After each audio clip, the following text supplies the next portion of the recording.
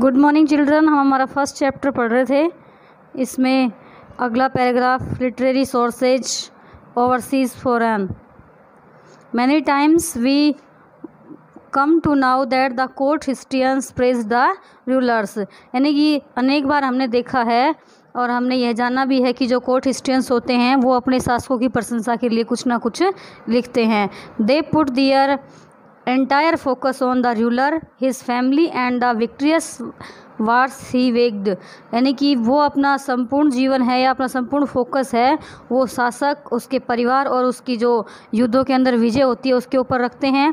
So in order to get an honest idea about the life of common people and other important aspects we have to turn to the account of the foreign travellers, यानी इसी क्रम में हमें जो common people हैं, सामान्य जो जनता के लोग होते हैं, उनके जो ऑनेस्ट आइडियाज़ हैं और अन्य जो इम्पोर्टेंट एस्पेक्ट्स हैं उनके बारे में पता नहीं चलता। इसी कारण से हम फॉरेन ट्रेवलर्स होते हैं उनके अकाउंट्स पढ़ते हैं। Books have been written by foreign travellers and letters have been exchange between foreign officials, यानी जो पुस्तकें हैं वो फॉरेन ट्रेवलर्स के द्वारा लिखी गई थी और जो लेटर्स हैं वो फॉरेन ऑफिशियल्स के द्वारा एक्सचेंज किए गए थे। We also get information from the accounts of pilgrims, ambassadors and traders, हमें जो जानकारी है वो अकाउंट्स ऑफ पिलग्रिम्स, एम्बेसडर और ट्रेडर्स के बारे में मिलती है। As they were merely visitors, यानी जो लोग केवल विजिटर्स थे, they were able to write even about the negative aspects of the contemporary time, वो उनके समकालीन समय के बारे में उनके नेगेटिव जो एस्पेक्ट्स थे उनको भी लिखते थे। However that many of the foreign travellers were unknown to our cultural aspects and thus were unable to make the correct judgment about the true picture of those time, यानी कई बार ऐसा भी होता था कि जो कई फॉरेन ट्रेवलर्स थे जो हमारी सांस्कृतिक पहलुओं को नहीं जानते थे और वो इस बारे में अनेबल थे कि किस प्रकार से सही जजमेंट है वो लिया जाए। इस कारण से कुछ पिक्चर्स हैं जो उस समय में छूट गई थी। Foreign travellers and scholars visited India in large number of during the Midvale period, जो विदेशी यात्री हैं और स्कॉलर्स विद्वान हैं जिन्होंने भारत को विजिट किया मध्यकालीन समय में, अनेक जो विदेशी यात्री थे वो भारत आए थे। They have provided detail and valuable accounts of their travel and experience in India, उन्होंने जो वैल्यूएबल अकाउंट्स यानी कि ट्रेवलिंग के दौरान उन्होंने अनेक सारे अनुभव और विभिन्न प्रकार की सूचनाएं जो है वो भारत से प्राप्त की। Ibn Battuta born in Morocco was one of the such visitor, यानी इबन बतूता आया था मोरक्को का, जो मोरक्को में पैदा हुआ था, ये पहला विजिटर था। He came to India during the rule of Tughlaq, यह सबसे पहले तुगलकों के शासनकाल में भारत आया था। Domingo Paes from Portugal, Niccolo Conti from Italy, Nikitin from Russia and Marco Polo from Venice, a prosperous city state in Italy, यानी वेनिस जो है वो इटली की एक प्रोस्पेरियस सिटी है। Were some of the other prominent visitors who came to India in medieval times and wrote about the vast country, यानी ये सारे के सारे विदेशी यात्री थे जिन्होंने भारत को विजिट किया और ये मध्यकालीन समय के अंदर भारत आए थे और उन्होंने भारत एक विशाल देश है इस बारे में बहुत कुछ लिखा था। अब हम कैलीग्राफी के बारे में पढ़ेंगे। Calligraphy refers to a kind of stylised writing and is a form of decoration which is used even in the monuments, यानी कैलीग्राफी एक ऐसी प्रक्रिया है जो कि जो मोनूमेंट्स होते हैं उनको डेकोरेट करने की काम में आती है। Many of the Persian manuscripts were illustrated in a beautiful manner and they used floral and geometric shapes along with calligraphy, यानी अनेक जो पर्शियन मनुस्क्रिप्ट्स हैं वो एक ब्यूटीफुल मैनर से और ज्योमेट्रिक शेप के साथ साथ कैलीग्राफी की कला भी उनके अंदर दी गई है। Human figures were not used, यानी मनुष्य की जो आकृतियां हैं इसके अंदर कैलीग्राफी नहीं की जाती है।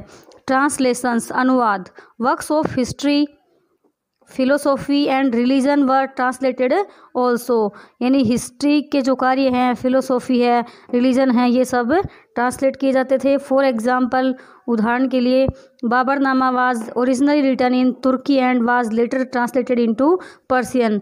यानी जो बाबरनामा है वो वास्तविक रूप में तुर्की भाषा में लिखी गई थी, लेकिन बाद में इसको पर्शियन भाषा में इसका ट्रांसलेट किया गया था। Sacred books of Hindu religion such as Bhagavad Gita and Upanishads were also translated into Persian. यानी कि हिंदू धर्म की जो पवित्र पुस्तक है, भागवत गीता है, उपनिषद्स हैं, इनको भी पर्शियन भाषा के अंदर ट्रांसलेट किया गया था। रिलीजियस लिटरेचर, धार्मिक साहित्य। The medieval period was the period of the भक्ति एंड सूफी संस। यानी कि जो मध्यकालीन समय था वो भक्ति और सूफी संतों का था।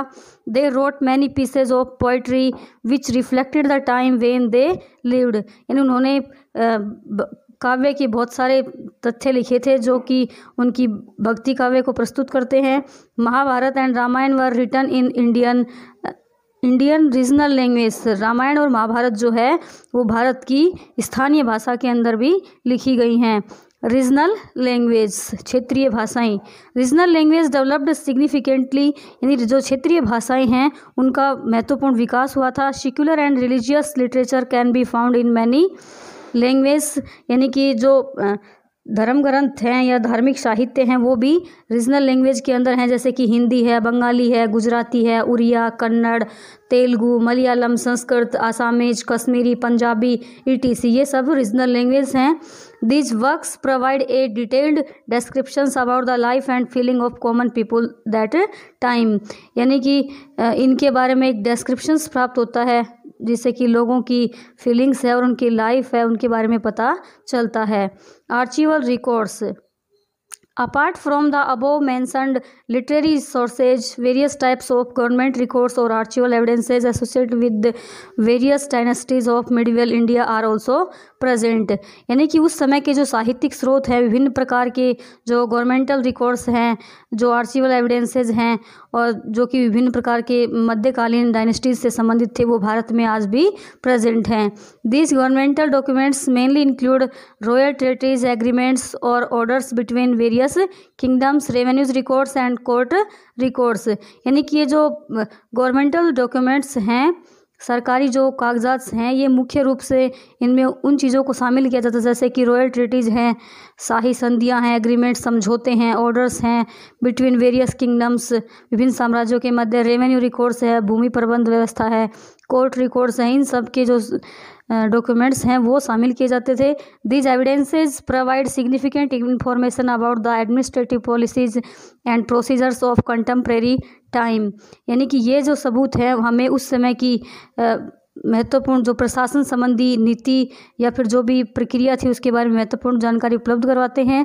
दे are also extremely useful in the reconstruction of history. यानी कि ये हमारे इतिहास के पुनर्निर्माण के लिए अत्यंत आवश्यक हैं। ओरल ट्रेडिशंस, प्राचीन परंपराएं। Proverbs, legends, mythology and rhymes are included in oral traditions. Proverbs है, कहावतें वगैरह हैं, माइथोलॉजी वगैरह है, राइम्स हैं, ये सब ओरल ट्रेडिशंस प्राचीन परंपराओं में शामिल किए जाते हैं। These also prove to be a significant source of information for the historians. इससे यह सिद्ध होता है कि जो इतिहासकार हैं वो महत्वपूर्ण सबूत जुटाने में सक्षम रहे। However such sources are not considered to be reliable and authentic because these oral stories and fable are subject to change while being narrated by different people at different times. यानी कि हम यह नहीं मान सकते कि ये जो सोर्सेज हैं ये विश्वास करने योग्य हैं या फिर ऑथेंटिक हैं, लेकिन ये जो कहानियाँ हैं ये उस सब्जेक्ट के ऊपर आधारित हैं। While being narrated by different people different times, यानी अलग अलग समय के ऊपर लिखी गई या अलग अलग लोगों के द्वारा वर्णन की गई हैं। We have many stories about Radha and Krishna. हम अनेक कहानियाँ सुनते हैं जैसे कि राधा कृष्णा के बारे में, मीराबाई के बारे में, Kabir and many more, Kabir और अन्य लोगों के बारे में। विच reflects the line of thought of that period, जो कि इस समय की सोच को प्रस्तुत करती हैं।